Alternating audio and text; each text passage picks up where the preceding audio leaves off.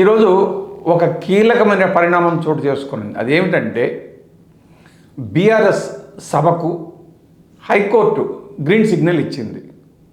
రేపు అంటే 18వ తేదీన హైదరాబాద్ నగరంలోని సరూర్ నగర్ స్టేడియంలో బీఆర్ఎస్ ఆధ్వర్యంలో ఒక భారీ బహిరంగ సభ నిర్వహించడానికి ప్లాన్ చేసుకున్నారు.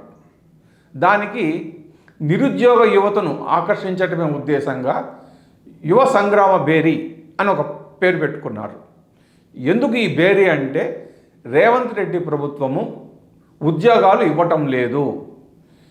2023 ఎన్నికల సమయంలో ప్రతి ఏడాది 2 లక్షల ఉద్యోగాలు ఇస్తామని హామీ ఇచ్చిన ప్రభుత్వము అధికారంలోకి వచ్చిన తర్వాత మాట తప్పింది అన్న ట్యాగ్ లైన్తో ఒక డిమాండ్తో యువతకు రేవంత్ రెడ్డి ప్రభుత్వం చేసిన మోసాన్ని గుర్తు చేయటమే లక్ష్యంగా సరూర్ నగర్ స్టేడియంలో కేవలం యువత కోసమే, ముఖ్యంగా నిరుద్యోగ యువత, సో వాళ్ళ కోసమే ఒక సభ పెట్టారు.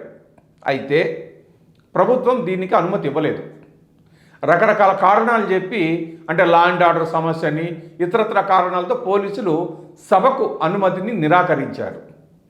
అందుకని బీఆర్ఎస్ యువజన విభాగం ఏం చేసిందంటే అత్యవసరంగా విచారించాలి అని తెలంగాణ హైకోర్టులో ఒక కేసు దాఖలు చేసింది.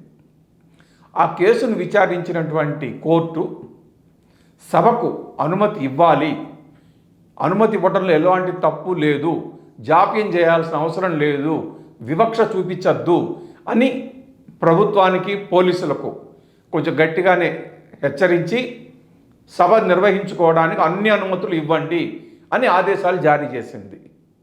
సో కోర్టు అనుమతించిన కారణంగా పోలీసులు కూడా సభకు అనుమతి ఇచ్చారు.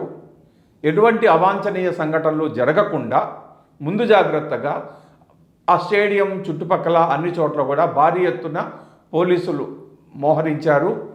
ట్రాఫిక్ డైవర్షన్స్ అన్నీ కూడా చూసుకుంటున్నారు. సో ప్రభుత్వము అనుమతి ఇవ్వకపోయినా, పోలీసులు అనుమతి నిరాకరించినా కూడా బీఆర్ఎస్ కోర్టుకు పోయి గ్రీన్ సిగ్నల్ తీసుకొచ్చుకొని రేపు సభ నిర్వహిస్తోంది.